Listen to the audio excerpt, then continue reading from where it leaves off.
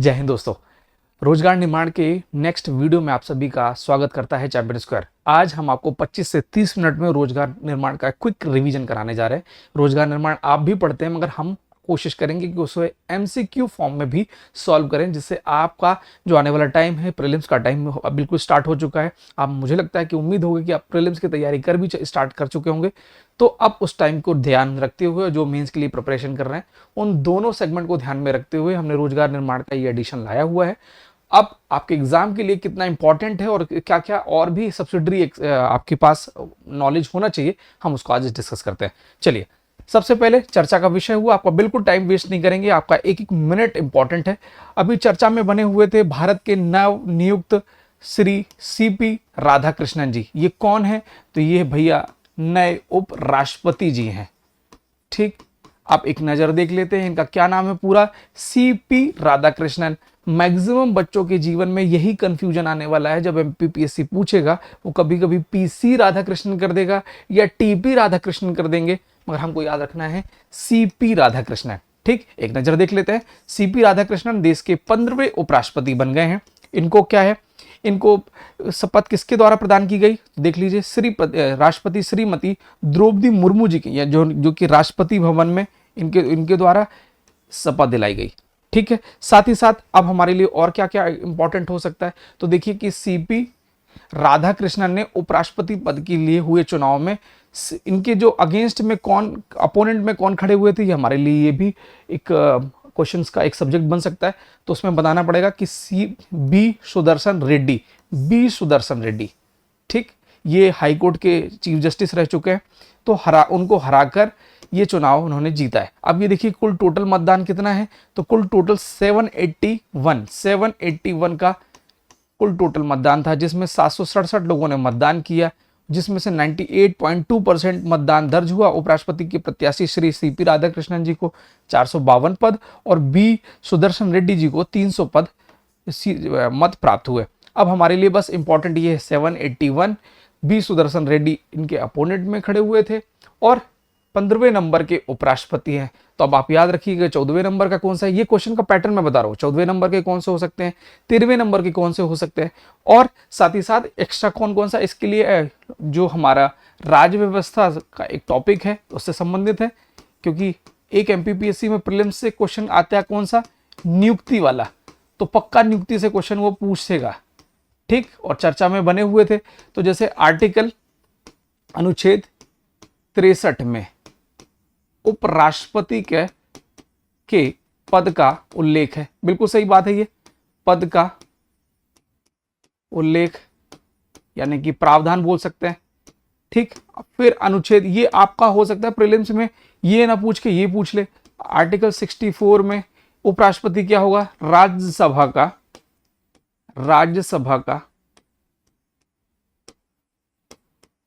पदेन सभापति होगा, एक्स ऑफिसियो पदेन सभापति होगा।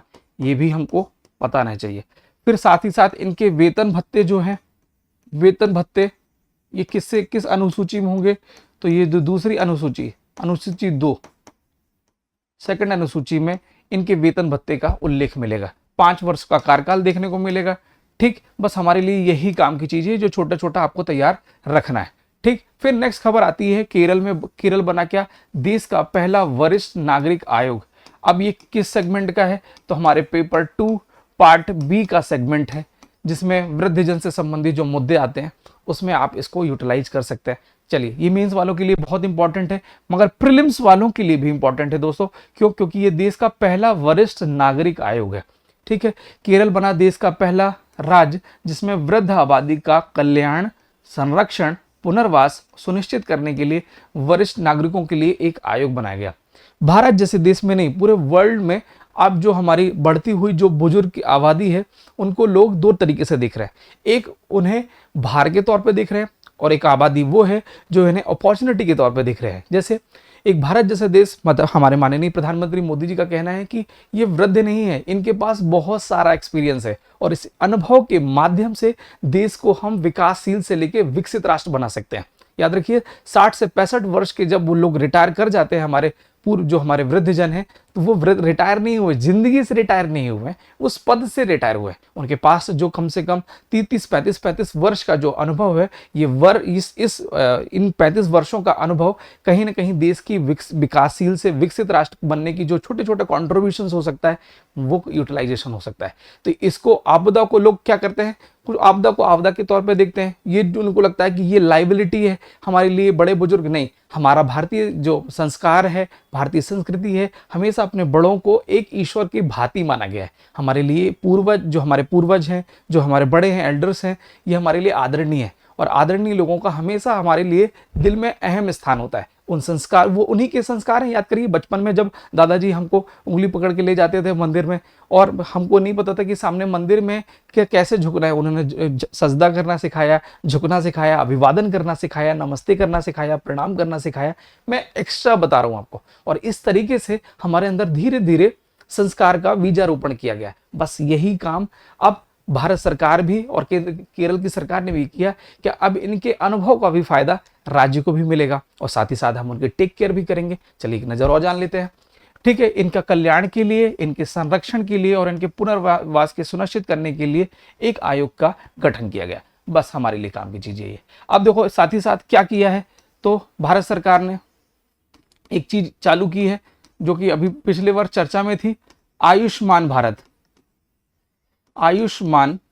भारत मिशन या योजना बोल सकते हैं। इसमें क्या है, पहले उम्र 60 वर्ष थी, उसको बढ़ाकर 70 वर्ष कर दिए। अब 70 वर्ष कर दिए, इसको इन बुजुर्गों को भी 5 लाख रुपए के बीमे का जो कवरेज है उसमें शामिल कर दिया है। अब ये टेंशन फ्री हो जाएंगे। अब इनको जो छोटी मोटी दवाई का जो लाइबिलिटी है वो भी समाप्त हो जाएगी। बस आपको यही सब छोटी छोटी चीजें मुझे लगता है कि पेन पेपर मोड में अगर आप बैठे होंगे तो इसको नोट डाउन कर लीजिए, ये आपके काम आने वाली है। ये योजना 100% कहीं ना कहीं आपको पूछ लिया जाएगा। साथ ही साथ कोई पूछे कि मध्य प्रदेश में कौन सी है, तो मुख्यमंत्री तीर्थ दर्शन योजना, तीर्थ दर्शन, अगर वो ये नहीं पूछा तो हो सकता है करंट से रिलेट करके तीर्थ दर्शन योजना। बच्चों ये 2012 से चालू हुई, ये भी हमारे लिए इंपॉर्टेंट है। तो इस तरीके से अगर हमने डेटा को लिखना चालू कर दिया, जानना और इंटरकनेक्ट करना चालू कर दिया, तो आपको कोई भी नहीं रोक सकता एग्जाम निकालने से। ठीक है, चलिए इसको बात करने के पहले आपको मैं बता दूं कि अभी प्रीलिम्स का मौसम चल रहा है, और प्रीलिम्स के मौसम में एक आपके लिए सबसे बड़ा चैलेंज यही रहता है कि हम प्रीलिम्स कैसे पढ़ें। प्रीलिम्स निकालना है और इस बार करीबन 400 प्लस वैकेंसी आ रही है, तो इस अवसर को कैसे हम अधिकारी बनने की अवसर के रूप में कन्वर्ट कर सकते हैं। तो सबसे अच्छा तरीका है कि हम टेस्ट सीरीज लगाएं। और टेस्ट सीरीज इसलिए लगाना जरूरी है क्योंकि आपका सेल्फ इंट्रोस्पेक्शन करने का सबसे अच्छा माध्यम भी टेस्ट सीरीज है। तो हमने लॉन्च की है Sunday to Sunday test series, जहां आप 6 दिन पढ़िए और संडे के दिन आइए टेस्ट देने के लिए। ठीक, जहां हम टॉपिक वाइज लेंगे। जैसे 2 लाइनें सिलेबस की होगी, हिस्ट्री की जो पहला यूनिट है, पहली यूनिट का जो संकल्पना एवं विचार है, केवल उस पैराग्राफ से हम क्वेश्चंस पूछेंगे। आप उसको 3 दिन या 6 दिन, ये 3 दिन वाली टेस्ट सीरीज है जो 20 तारीख से स्टार्ट हुई है, जिसमें हमने 3 दिन का डेमो टेस्ट दिए हुए थे। और ये संडे टू संडे वाली टेस्ट सीरीज है जहां आप 6 दिन पढ़ेंगे और 7वें दिन एमसीक्यू लगाएंगे। और साथ ही साथ मैं आपको बता दूं कि एमसीक्यू आप संडे के दिन लगाएं, बट आप अपने लेवल पे भी आपको एमसीक्यू लगाना है। तो ये टेस्ट सीरीज आप करेंगे। इसमें क्या क्या इंपॉर्टेंट है, तो दोस्तों ये देखिए 5 से 7 बजे का आपका टाइम पीरियड है, जब आपका एकदम बिल्कुल लेजियर टाइम होता है, जब आप अपने आप को फ्री महसूस करते हैं, इस टाइम पीरियड का आप यूटिलाइजेशन कर सकते हैं। साथ ही साथ इसमें 40 टेस्ट मिलेंगे, जिसमें topic wise plus unit wise, फिर प्रीवियस ईयर क्वेश्चन पेपर, फिर फुल लेंथ, यानी 3 टाइम्स रिवीजन यहां हो जाएगा।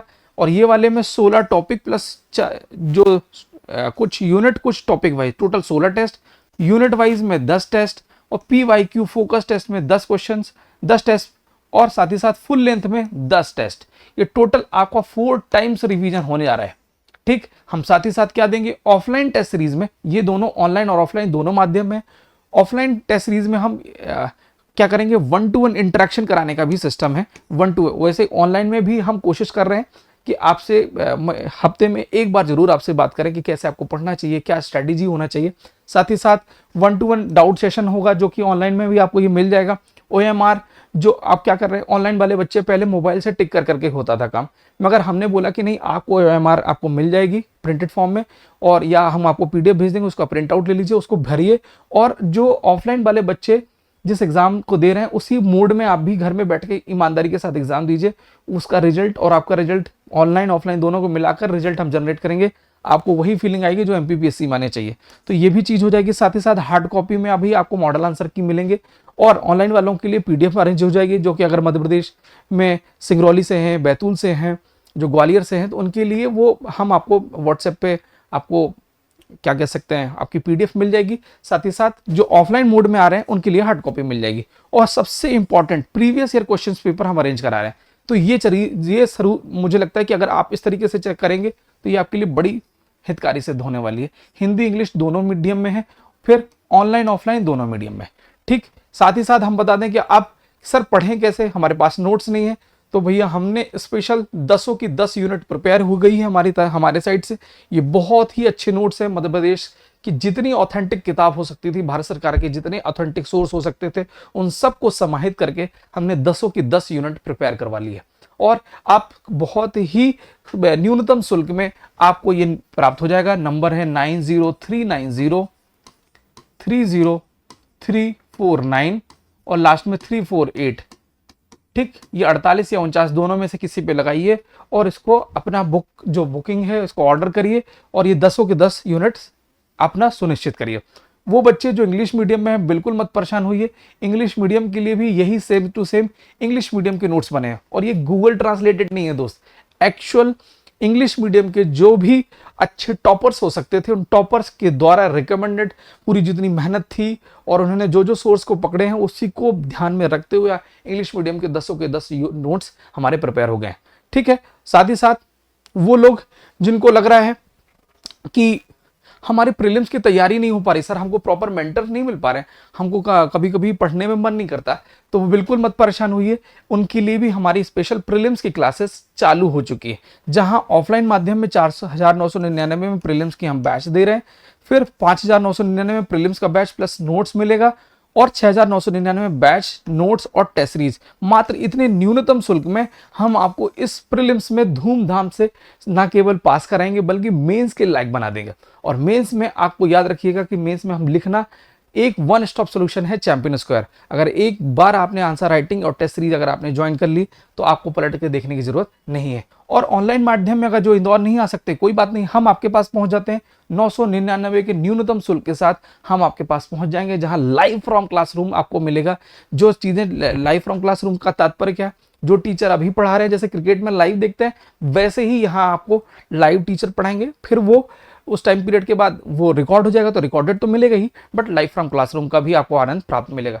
साथ ही साथ आपको बता दें कि फैकल्टीज, मन में आपको डाउट होगा फैकल्टीज कौन है, तो ये हमारे मार्गदर्शक सुनील सर हैं जो कि आपको पॉलिटी पढ़ाएंगे, काजल मैम साइंस पढ़ाएंगे, ऋषभ सर MP के लिए वन स्टॉप सोल्यूशन, मैं इकोनॉमी डील करूंगा, साथ ही साथ करंट अफेयर का जो सेगमेंट है नेशनल और इंटरनेशनल वो डील करूंगा, Abhishek sir unit 9, Anjani sir geography deal करते हैं, नम्रता मैडम हिस्ट्री डील करेंगे।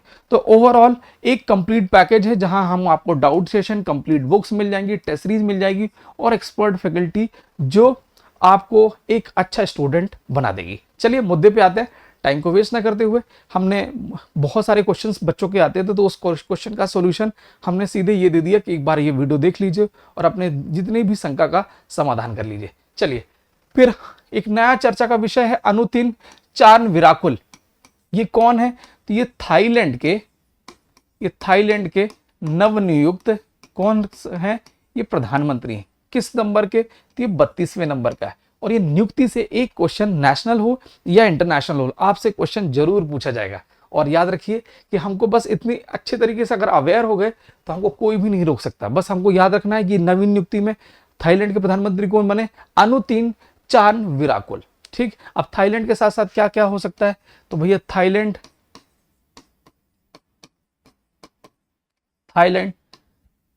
की मुद्रा क्या है, आपके पास क्वेश्चन होना चाहिए।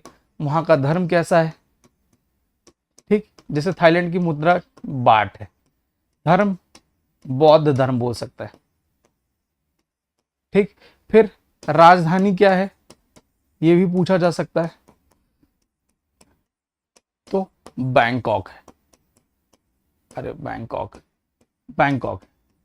ठीक है गाइस, तो ये छोटे छोटे फैक्ट हैं जो आपके काम आने वाले हैं, बस आपको अंदर डीप जाने की जरूरत नहीं। बस थाईलैंड के जो हमारे प्रधानमंत्री, उनको याद रखना, अनुतिन विराकुल, ठीक, चान विराकुल। फिर है महा आर्यमान सिंधिया जी। अब बताइए ये कौन है?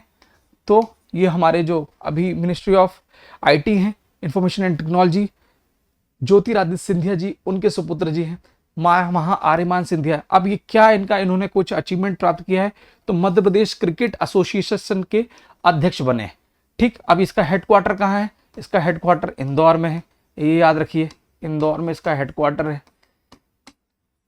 ठीक, होलकर एसोसिएशन के नाम पर बना था, 1941 में इसकी स्थापना हुई थी, बस यही याद रखना है। तो देख लो, एक नजर देख लो कि महा आर्यमान सिंधिया मध्य प्रदेश क्रिकेट एसोसिएशन के नए अध्यक्ष निर्विरोध तौर पे ये जीत चुके हैं। ठीक, 68 वर्ष के इतिहास में ये सबसे इंपॉर्टेंट चीज क्या है? सबसे यंगेस्ट यानी युवा अध्यक्ष ये बन चुके हैं। ठीक, बस आपके लिए बस इतना ही याद रखना कि सबसे यंगेस्ट मतलब सबसे कम उम्र में सिलेक्ट होने वाले। ठीक, कम उम्र के, और 1941 में इसका स्थापना होगी, हेडक्वार्टर इंदौर होगा, और नए होंगे महा आर्यमान सिंधिया। बस आपको याद रखना है। फिर आते हैं, एक आर्टिकल आया है कि भारत बना सबसे तेजी से प्रगति करने वाला अर्थव्यवस्था। अब पूरा का पूरा ये आर्टिकल है। अब आर्टिकल तो हम पढ़ नहीं पाएंगे कि सर कि बहुत आलस आता है। सर आप एक काम करिए, कुछ सरल भाषा में समझा देंगे क्या, क्या पूरा जिस्ट क्या है, हमारे लिए काम की चीज क्या है? तो पूरा काम की चीज यही है कि आप मत परेशान होइए, आपके हिस्से की मेहनत हमने इसको सिनॉप्स बना के कर दी है। ठीक, अब ये तो पता है कि भारत कब बनेगा? 2047 में। बहुत बढ़िया, कुछ क्लास के भी बच्चे बोल रहे हैं 2047 में बनेगा विकसित भारत। ठीक, तो ये याद रखना है। अब इस बीच में आईएमएफ के द्वारा, वर्ल्ड बैंक के द्वारा भारत की स्थिति में, रैंकिंग में सुधार किया गया है। तो एक नजर देख लेते हैं। भारत सबसे तेजी से बढ़ने वाली अर्थव्यवस्था है। वैश्विक रैंक और एक मिनट बस हैंग हो गया। वैश्विक रैंक और विकास में क्या स्थिति, एक नजर देख लेते हैं। वर्ष 2025-26 में दुनिया की सबसे तेजी से बढ़ने वाला अर्थव्यवस्था बन चुका है भारत। आईएमएफ और वर्ल्ड बैंक, ठीक, के आंकड़ों के अनुसार भारत की जीडीपी वृद्धि दर कितनी है? बस इतने अनुमानित होगी, 6.5। बस ये आपका क्वेश्चन है दोस्त, ये मोस्ट आईएमपी क्वेश्चन है। सॉरी, बहुत मोटा फॉन्ट हो चुका है।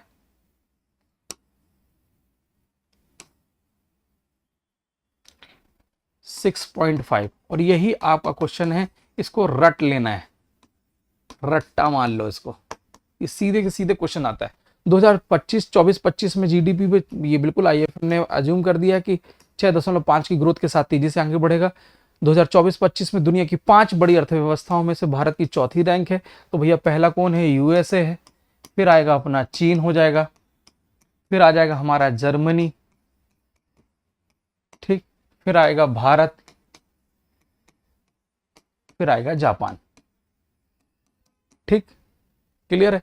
भारतीय अर्थव्यवस्था का आकार कितना है? ये वेरी इंपॉर्टेंट, ये सीधे सीधे प्रीलिम्स में उठ के क्वेश्चन आएगा, तो बता देना है। 3.7 ट्रिलियन यूएस डॉलर की इकोनॉमी हमारी बन चुकी है हनुमान।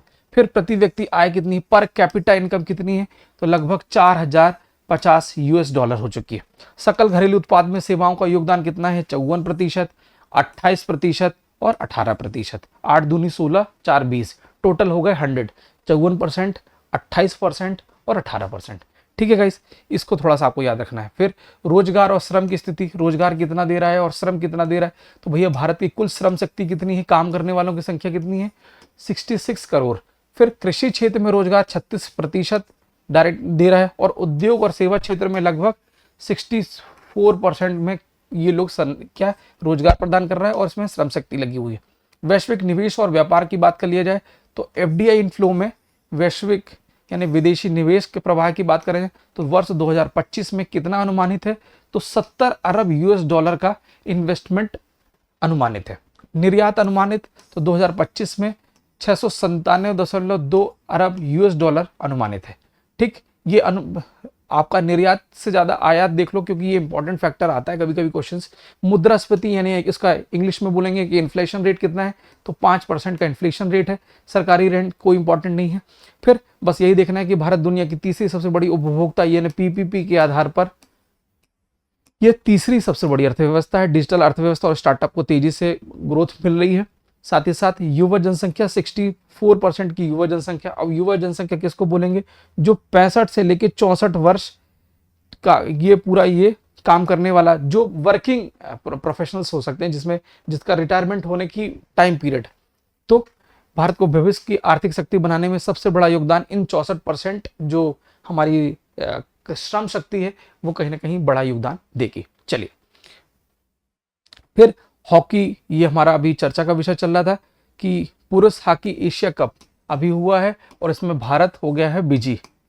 ठीक, सीधे मुद्दे पे आते हैं। भारत अगर विजयी हो गया तो किसको हराकर? तो भैया देख लो किसको हराकर। यहाँ देखो इसका आंसर सीधे सीधे लिखा है साउथ कोरिया। बस आपको कुछ नहीं करना है, द को लिख लीजिए, दक्षिण कोरिया। बस आपके दिमाग में ज़्यादा होना नहीं चाहिए। अब भारत कितने नंबर पे कितनी बार जीत चुका है और कब कब स्टार्ट हुआ, एक नज़र देख लेते हैं। देखिए सबसे पहले पुरुष एशिया हॉकी कप का इतिहास तो 1982 में यानी 1982 में कराची में पहली बार हुआ। और ये कराची कहाँ है? यही कराची जहाँ भारत ने पहुंचा ही दी थी अपनी मिसाइल। ठीक है, चलिए वहां नहीं जाना, ऑपरेशन सिंदूर की तरफ नहीं जाना, सीधे मुद्दे पे आना है। 1982 में कराची में पहली बार ये चालू हुआ। ठीक, सर्वाधिक विजेता है तो साउथ कोरिया 5 बार विजेता है। इस बार भारत ने इनको अपराजित कर दिया 1994 में, फिर 5 साल बाद, फिर सीधे 10 साल बाद, फिर 6 साल बाद और फिर अंत में 13, ये 9 साल के बाद। ठीक है गाइस, तो आपको ये नहीं देखना है, आपको हमारे लिए भारत की उपलब्धि देखना है। भारत 4 बार जीत चुका है, 2003 में, 2007 में, 17 में और 2025 में। रिसेंट 3, 7, 17, 25। ठीक, पाकिस्तान की वजह से हमारा कोई लेना देना नहीं है। हमको ये देखना है कि ये 2025 का संस्करण, ये भी इंपॉर्टेंट इसलिए है गाइस, इसको मैं मन लगा के इसलिए लिख रहा हूं क्योंकि ये राजगीर बिहार में ये एशिया कप जो कंडक्ट हुआ है, फाइनल में दक्षिण कोरिया को हराकर 4-1 से भारत जीत गया। तो ये पूरी दुनिया आपने पढ़ ली, बाद में पता चला ये कहाँ हुआ है, तो ये याद रखना है कि ये राजगीर बिहार में हुआ है। ठीक, चलिए थोड़ा सा इसके एमसीक्यू लगा लेते हैं। पुरुष एशिया हॉकी कप का पहला टूर्नामेंट कब और कहां हुआ? तो भैया हमने बताया 1982 में। कहां? कराची में। Very good. फिर सबसे अधिक बार विजेता कौन हो चुका है? सबसे अधिक बार विजेता ये है अपना south Korea, 5 times, 4 times India आया। ठीक, फिर अगला क्वेश्चन है भारत ने अब तक कितनी बार जीत चुका है? तो भारत ने अपने 4 बार जीत चुका है, ये सीधे सीधे आंसर है। फिर भारत ने पुरुष एशिया हॉकी कप 2025 में फाइनल में किसे हराया है? तो अपन ने डिस्कस किया था, ये दक्षिण कोरिया को हराया। चलिए फिर नेक्स्ट आर्टिकल आता है। बिल्कुल मैं एकदम आपका एक एक मिनट हमारे लिए इंपॉर्टेंट है। हम आपका टाइम बिल्कुल लंबी लंबी बातों में बिल्कुल वेस्ट नहीं होने देंगे, सीधे पढ़ाएंगे और सीधे आप अपनी कॉपी में नोट डाउन करिए और चुपचाप अपने पढ़ाई में लग जाइए। नई नदी है रोजगार निर्माण में एडिशन, प्रॉपर तरीके से नदियों का एडिशन आ रहा है कि बार बार हमेशा नदियों पे फोकस और नदी से क्वेश्चन आता है, तो हम उस हिसाब से इसको तैयार करेंगे। समृद्धि, संस्कृति और आध्यात्मिकता का प्रतीक बना है कौन सी नदी? सिवना नदी है। ये सिवना नदी कहाँ है गाइस? हम रिवाइज करने के पहले एक नजर देख लेते हैं। ये मंदसौर में है। ठीक, और मंदसौर को ही सिवना नगरी बोलते हैं, सिवना नदी के नाम पर सिवना नगरी। ठीक, ये वही मंदसौर है जहां सबसे ज्यादा पुरातात्विक साक्ष्य आपको देखने को मिलेंगे। ये पूरी की पूरी जो ये घटनाक्रम है, पूरा आर्टिकल है, आर्टिकल में ये सब काम की चीज हमने छांट के यहाँ लगा दी है। जहां साथ साथ में आपको बता दूं कि क्या होगा, राजस्थान के चित्तौड़गढ़ से सिवना नदी का उद्गम कहाँ से होता है? तो चित्तौड़गढ़ जिले से होता है। हमारे लिए इंपॉर्टेंट क्या है? सबसे पहले देख लो सिवना नदी की लंबाई कितनी, 102 किलोमीटर है। फिर साथ ही साथ ये काय के लिए? पशुपालन, इसके नदी के किनारे आसपास जो गांव है पशुपालन और खेती के लिए फेमस है। हमारे लिए इंपॉर्टेंट ये है कि इस नगरी के जो ये नदी जहाँ से गुजरती है मंदसौर से, तो वहाँ अष्टमुखी, ये देखिए विशेष रूप से मंदसौर जिले में प्रसिद्ध अष्टमुखी पशुपति नाथ जी का मंदिर भी आपको यहाँ देखने को मिलेगा। ठीक है, फिर यहाँ पर कार्तिक मास में 15 दिन का एक अवसर क्या होगा? मेला भी देखने को आपको यहाँ मिलेगा, बस आपके लिए। फिर नालछा माता का मंदिर एक इंपॉर्टेंट है।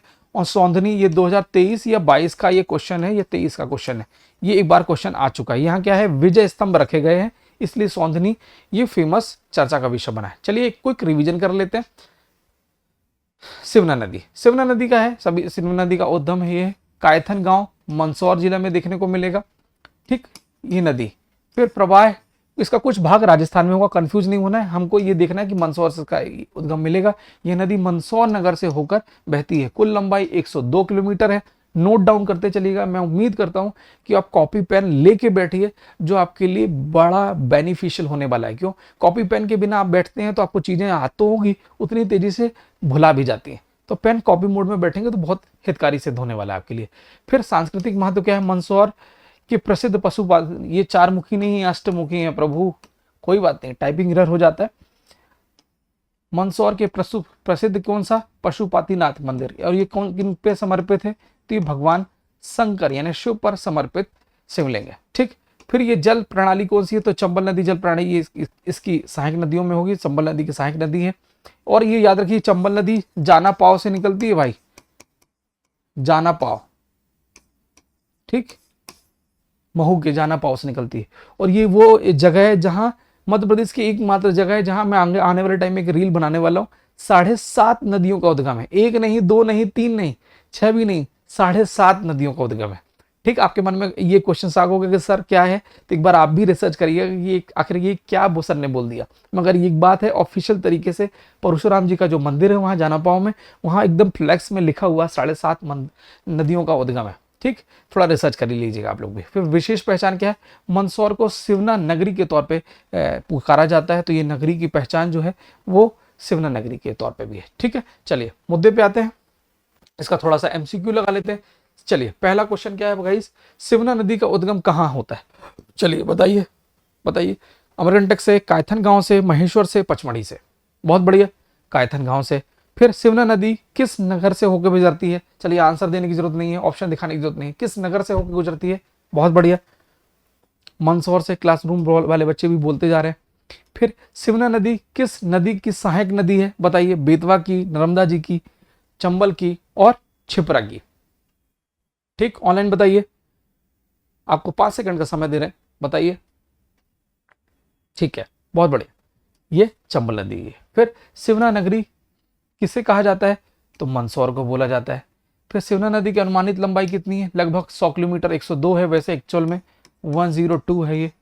ठीक, फिर आएगा क्वेश्चन, मंदसौर का प्राचीन नाम क्या था जो सिवना नदी से जुड़ा हुआ है? अवंती, दशपुर, महाकोटि, विदिशा।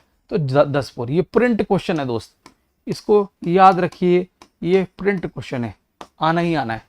ठीक, चलिए फिर हमारे आदरणीय प्रधानमंत्री मोदी जी के द्वारा शिक्षक दिवस यानी 5 सितंबर के टाइम पीरियड में शिक्षकों को सम्मानित किया गया और शिक्षकों के लिए एक अपने मन के जो अंदर के उद्गार थे, उन्होंने अपने शब्दों के थ्रू उन्होंने अपने आप को बताया कि शिक्षक न केवल वर्तमान को बल्कि राष्ट्र के भविष्य को भी गढ़ने का काम करते हैं। इससे इनकी भूमिका राष्ट्रीय सेवा के सबसे सर्वोच्च रूप में एक देखने को मिलती है। साथ ही साथ इस वर्ष के पुरस्कार विजेताओं को उन्होंने न केवल सम्मानित किया बल्कि अपना भी कुछ ना कुछ एक मोटिवेशन उन्होंने दिया कि आपको इस तरीके से और भी देश को आगे बढ़ाने में अपना कंट्रीब्यूशन दे सकते हैं। साथ ही साथ उन्होंने बताया कि राष्ट्र ने हमेशा गुरु शिष्य परंपरा का सम्मान किया है भारत में। और याद रखिए, निबंध में और आपके मेंस आंसर राइटिंग में भी काम आने वाली ये भाषा शैली। राष्ट्र ने हमेशा गुरु शिष्य परंपरा का सम्मान किया है। भारत में गुरु केवल ज्ञान प्रदाता नहीं बल्कि जीवन के मार्गदर्शक भी होते हैं। जैसे जैसे हम विकसित भारत के निर्माण की दृष्टि से आगे बढ़ रहे हैं, ये परंपरा हमारे लिए सबसे बड़ी ताकत बन गई है। और आप जैसे, उन्होंने ये संबोधित किया कि आप जैसे शिक्षक इस विरासत के एक जीवंत प्रतीक है। आप न केवल साक्षरता प्रदान कर रहे हैं बल्कि युवा पीढ़ी में राष्ट्र के लिए जीने की भावना को भी उद्गार करने की एक पवित्र प्रयास में लगे हुए हैं। सशक्त समाज की आधारशिला है शिक्षक। एक नजर और कर लेते हैं। प्रधानमंत्री मोदी जी ने कहा कि शिक्षक एक मजबूत राष्ट्र और सशक्त समाज की आधारशिला है। किसकी? एक राष्ट्र की और एक सशक्त समाज की एक आधारशिला है। उन्होंने कहा कि शिक्षक पाठ्यक्रम और पाठ्यचर्या में समयबद्ध बदलाव की जरूरत के प्रति संवेदनशील होते हैं। वो जानते हैं कि समय कैसा कैसा चेंज हो रहा है, क्या क्या नया इनोवेशन होना चाहिए, सब कुछ इसमें हमेशा नित्य नूतन नए प्रयास करते हैं। शिक्षा को समय की बदलती मांगों के अनुरूप बनाते हैं। देश के लिए किए गए सुधारों में यही भावना झलकती है, जिसमें निरंतर सुधार और समय के अनुसार अपने आप को अनुकूल बना लेने वाली जो एक लौती ताकत है वो शिक्षक के पास है। चलिए, साथ ही साथ उन्होंने जीएसटी का भी थोड़ा सा बताया कि जीएसटी में जो अभी नए नए स्लैब्स जो आए हुए हैं, जो चेंजेस हुए हैं, जिसका नाम है next gen, GST next generation. ठीक, चलिए नया हमारे लिए क्या है, स्पोर्ट्स वाला सेगमेंट है। तो अलकराज है, अलकराज ने जीता करियर का छठवां कौन सा ग्रैंड स्लैम खिताब। भैया ग्रैंड स्लैम क्या है क्या नहीं है, ये इंपॉर्टेंट है आप सभी के लिए, मगर ये सब पढ़ने के पहले याद रखिए, कभी कभी क्वेश्चन बन जाता है प्रीलिम्स में कि ये जो अलकराज हैं ये कहाँ से हैं। तो ये भैया आपको मैं बता दूं कि ये स्पेन कंट्री से हैं, इसको लिख लीजिए। आपको पता चला, आपने सब कुछ पढ़ लिया कि यूएस ओपन में है, ग्रैंड स्लैम जीत लिए हैं, अलकराज हैं, और पूछ लिया किस कंट्री से हैं, और आ चुका है ये 2013-14 के आसपास में उन्होंने पूछ लिया था कि ये स्पोर्ट्समैन का किस कंट्री से रिलेशन है, तो भी लोग बता ही नहीं पाए। ठीक है, बस ये आपको याद रखना है। एक बार ये देख लो क्या क्या है। देखो कार्लोस, इनका पूरा नाम क्या है, कार्लोस अलकराज, अलकराज, कुछ लोग अलकराज बोलते हैं, मैं अलकराज बोल रहा हूँ। ठीक, टेनिस करियर का ये छठवां ग्रैंड स्लैम होगा। फिर ये क्या है, दो बार ये यूएस ओपन, फ्रेंच ओपन और विंबलडन जीत चुके हैं। अब आपके मन में क्या होगा कि सर ये फ्रेंच ओपन क्या है, विंबलडन क्या होता है, हम भी अब इसको डिस्कस करने वाले हैं। 2022 में भी जो है अलकराज जो है यूएस ओपन चैंपियनशिप जीत चुके हैं। टेनिस करियर का ये तीसरा एटीपी एकल पुरस्कार है। चलिए ग्रैंड स्लैम क्या होते हैं, टोटल कुल 4 ग्रैंड स्लैम होते हैं। सीक्वेंस अगर देखा जाए तो सबसे पहले होगा विंबलडन पहले क्रम में, फिर आएगा यूएस ओपन, फिर आएगा फ्रेंच, और अंत में आएगा ऑस्ट्रेलियन ओपन। अब जान लेते हैं कि ये कब कब आए, कब इसके प्रारंभ हुआ। तो विंबलडन चालू हुआ 1877, ये ग्रास कोर्ट में खेला जाता है। आपने देखा होगा सबसे महंगा जो जो गेम होगा वो यही है, जिसकी एक एक सीट करोड़ रुपए की है। ठीक, ग्रास कोर्ट में खेला जाएगा, ये सबसे पुराना है दोस्त, ये आपके लिए नया फैक्ट है। फिर आएगा आपका यूएस ओपन जो कि हार्ड कोर्ट में खेला जाता है। फिर आएगा फ्रेंच ओपन 1891 क्ले कोर्ट में खेला जाएगा बच्चों। फिर 1905 में ये हार्ड कोर्ट में खेला जाएगा। तो हार्ड कोर्ट में Australian open plus US open hard court में, विंबलडन आएगा ग्रास कोर्ट में, और आएगा फ्रेंच ओपन क्ले कोर्ट में। ठीक है, ये आपको याद रखना है। फिर आएगा भैया सबसे पुराना कौन सा है, तो सबसे पुराना 1877 जो कि हमने डिस्कस कर लिया है। 1877 इंग्लैंड में ये सबसे पहले खेला गया। ठीक, सबसे पुराना है। फिर ग्रैंड स्लैम शब्द आपके लिए प्रीलिम्स का फैक्ट है, ग्रैंड स्लैम शब्द पहली बार कब आया, तो 1933 में अमेरिकी खिलाड़ी होंगे कौन, जैक क्रॉफर्ड।